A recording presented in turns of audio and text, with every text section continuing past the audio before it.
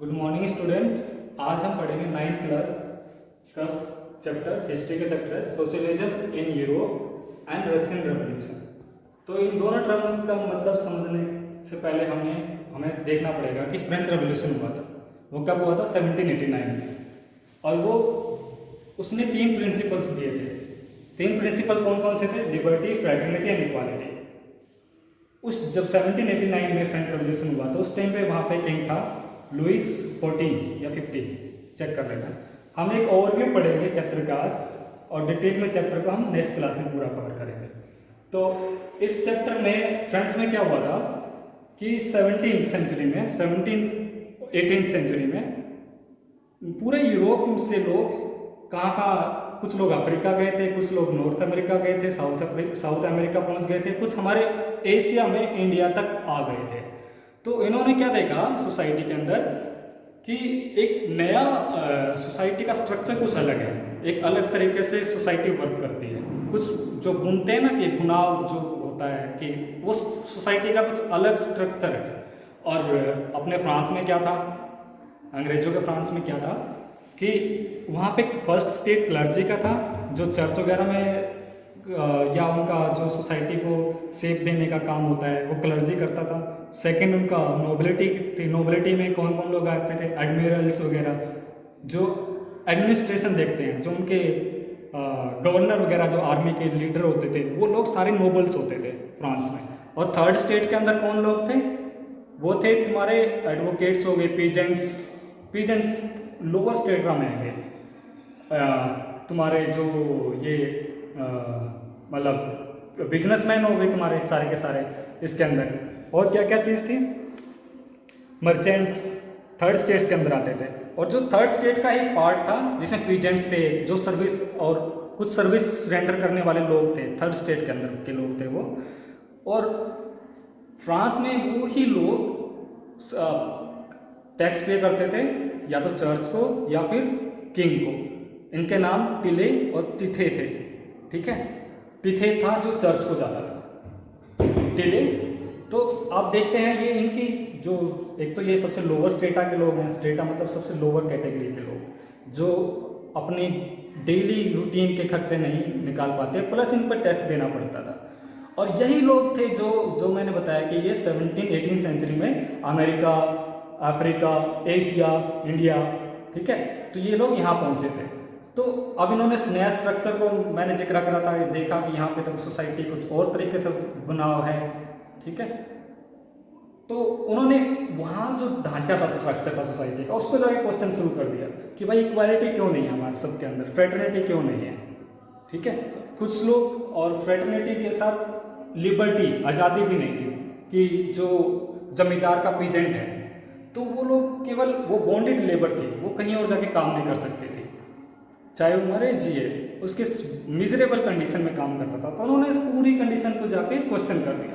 वहाँ पे रेवोल्यूशन हुआ, उथल पुथल हुई, तो किंग लुइस डिपोज हो जाता है, वहाँ पे डेमोक्रेसी आती है। यही आइडियाज़ अपने पड़ोसी, जैसे अपना नेबर होता है, वो जर्मनी में गए, ठीक है, हम पूरे यूरोप की बात करने वाले हैं। वही चीज़ उसके साथ वाले ऑस्ट्रेलिया में गई, लेकिन वहाँ पे किंग थे उस टाइम पे, ऑटोक्रेट बोलते हैं, जो ऑटोक्रेसी, ऑटो मतलब होता है सेल्फ रूल, क्रेसी मतलब होता है रूल, तो ऑटोक्रेसी थी वहाँ पे। तो वो नहीं चाहते थे कि जो हमारा सिस्टम है, जो सोसाइटी जहाँ जिस तरीके से काम कर रही थी वो ख़त्म हो जाए। वो बिल्कुल नहीं चाहेंगे ऐसा। कौन चाहेगा जो अपनी जो पावर है वो कम हो जाए? आप इतने छोटे हो, आप ही नहीं चाहोगे। तो वो तो किंग थे, तो उन्होंने इस चेंज को रजिस्ट करा। इसी दौरान उनकी कई बार फ्रांस से लड़ाई भी होती है, में नेपोलियन वगैरह आएगा, हम उसको नेक्स्ट आने वाले चैप्टर में पढ़ेंगे। तो ये इस चैप्टर में दिया हुआ है। और यही आइडियाज़ हमारे रशिया में पहुंचेंगे, जहाँ पे हेनरी निकोलस एक नाम का किंग है, वहाँ पे वो रूल करता है। और इसमें कुछ ऐसी चीज़ें हैं रशिया में जिसमें हर एक सोसाइटी में तरह तरह के लोग होते हैं, मतलब तो उनको कुछ कैटेगरी में पुट किया जा सकता है। तो रशिया के अंदर क्या था, कुछ रेडिकल लोग थे, कुछ लिबरल लोग थे, कुछ कंजर्वेटिव लोग हैं। रशिया के अंदर बात करेंगे, ये हालांकि पूरे का पूरे यूरोप का ही कुछ ऐसा ही सिनेरियो है। जैसे हम इंडिया में बात करेंगे तो कुछ लोग गांधीवादी विचारधारा के थे, कुछ लोग भगत सिंह जैसे थे, ठीक है, कुछ सुभाष चंद्र बोस, तो इसी तरह के लोग हैं। कुछ लोग अब इनकी बात करते हैं जो रसिया के लोग हैं, तो इसमें लिबरल्स लोग हैं, वो क्या चाहेंगे कि भाई कैसा समाज हो, सबसे पहले ऐसे क्वेश्चन करेंगे। तो वहाँ लिबरल्स ने अपना इंस्टीट्यूशन बनाया। इंस्टीट्यूशन क्या होता है, सबसे पहले मतलब समझो, इंस्टीट्यूशन होता है जिसमें कुछ लोग इकट्ठा होके अपना एक पर्पस के लिए काम करते हैं, वही इंस्टीट्यूशन होता है। जैसे स्कूल एक पर्पस के लिए काम करता है, ठीक है, गवर्नमेंट भी एक पर्पस के लिए काम करती है। तो लिबरल्स का जो संगठन था, उन्होंने उनका पर्पस, वो ऐसे गवर्नमेंट चाहते थे कि भाई दे वांटेड डेमोक्रेसी, ठीक है, with independent judiciary. Independent judiciary का नाम क्यों लिया भाई उन्होंने?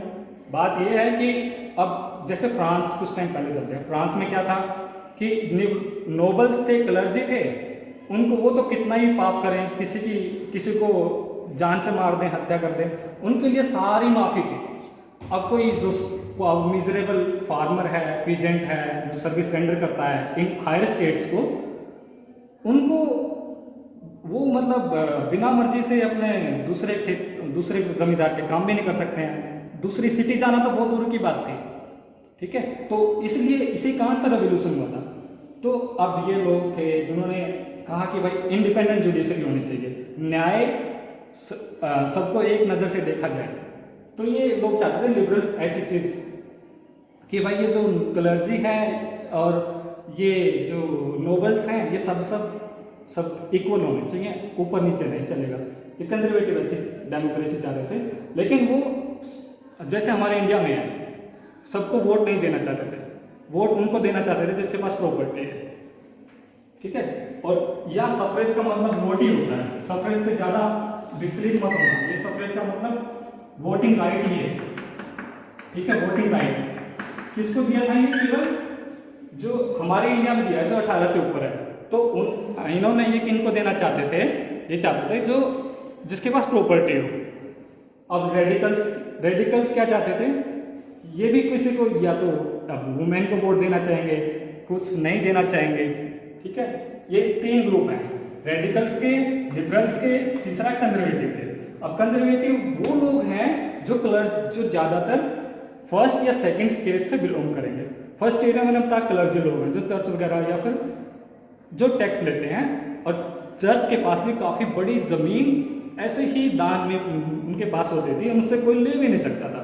वो भगवान या किसी और का उनका जो होता है, उनका नाम देके उनको ठंडा कर देते थे, ठीक है। ये कंजर्वेटिव लोग थे। तो ये कंजर्वेटिव जो लोग हैं, इनके पास ऑलरेडी पावर है, ये अपनी पावर को बिल्कुल भी सोसाइटी को देना नहीं चाहेंगे। ये बात इनके हिसाब से बिल्कुल सही है। ये कंजर्वेटिव लोग होते हैं। तो ये किस तरह की गवर्नमेंट चाहेंगे? जिनके जो फर्स्ट या सेकंड स्टेट के पास बराबर पावर बनी रहे। ये ऐसी गवर्नमेंट की बात करेंगे, इस चैप्टर में ये डिस्कस किया गया है। अब एक चीज़ इसमें आती है ड्यूमा। इस चैप्टर में ड्यूमा का नाम आएगा। अब हेनरी निकोलस था, वो एक किंग था, ठीक है। वो किंग किसकी बात ज़्यादा सुनेगा? जो उसको सपोर्ट करते हैं, नोबिलिटी सपोर्ट करती है, ठीक है, क्लर्जी क्लास सपोर्ट करती है उसको। तो उसने हाँ, उन्हीं की बात ज़्यादा चलेगी। अब बात ये है, अब वो समाज था वहाँ का, वहाँ पे तो रेवोल्यूशन आ रहा है। फ्रांस में भाई ये हो गया, पड़ोसी के घर में ये हो गया, हम तो आज भी पीजेंट वाला काम कर रहे हैं। मतलब उनके घर में बात चल रही है ना, रसिया के घर में ऐसी कुछ बातें कि फ्रांस तो इतना आगे निकल गया। तो ऑब्वियसली ये चीज़ें 1905 में वहाँ पे बहुत तेज़ी से चल रही थी। तो अब किंग ऐसे काम नहीं कर सकता जब सोसाइटी उसका साथ ना दे, ऐसे गवर्नमेंट काम नहीं कर सकती है ना। तो इस तरह से उसने हार मान के हेनरी निकोलस ने फर्स्ट ड्यूमा फॉर्म करी है 1905 में। अब 1905 के बाद क्या होगा? Let me continue. 1905 के बाद क्या होगा? फर्स्ट ड्यूमा फॉर्म में आएगी, लेकिन वो एक चीज़ भूल जाता है कि उसमें वो रेडिकल और लिबरल लोगों की जो विचार थे, वैसे लोग उसकी इस ड्यूमा के अंदर आ जाते हैं। ड्यूमा क्या आती है? सबसे पहले ड्यूमा एक इंस्टीट्यूशन है जो रसिया में, ड्यूमा एक तरह की पार्लियामेंट है, ठीक है।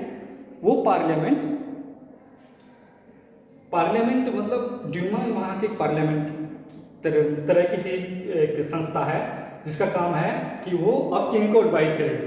किंग ने अपनी कुछ पावर डिवोट कर दिए उस ड्यूमा को कि भाई ये मतलब जो एडमिनिस्ट्रेशन जब काम है वो किंग से पूछ के, वो अब ड्यूमा से पूछ के करे, ठीक है।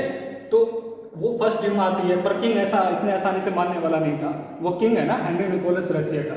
अब फर्स्ट ड्यूमा वो बहुत जल्दी डिजोल्व कर देगा, सेकेंड ड्यूमा आएगी वो भी डिजोल्व हो जाएगी, ठीक है।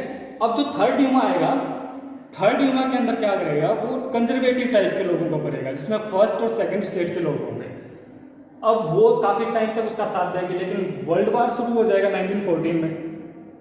इस वर्ल्ड वार के दौरान अब किंग कुछ वार तो कुछ ऐसी ही चीज़ होती है जिसमें कि ड्यूमा के लोगों के विचार और किंग के विचार सेम नहीं चलते हैं, ठीक है। वो किंग अपने आप को ही हर जगह अपने डिसीजन लेके आर्मी भेजता रहता है, पर ये और आर्मी हारती रहती है।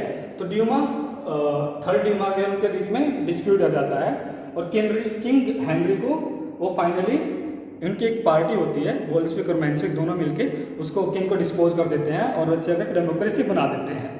1917 फरवरी में ये रेवोल्यूशन होता है, ठीक है। रशियन रेवोल्यूशन होता है फरवरी 1970 में। और एक टर्म और इस चैप्टर में यूज करी गई है, वो है कुलक। इस कुलक में क्या है, वो रशिया के पीजेंट्स हैं, जिसके वो रिच पीजेंट्स भी हो सकते हैं, मतलब जो काफ़ी पैसे वाले लोग हैं। ये आपका चैप्टर था, एक ओवरव्यू है, काफ़ी बड़ा चैप्टर है, तो इसको 3 से 4 लेक्चर्स लग सकते हैं। That's all students, thank you.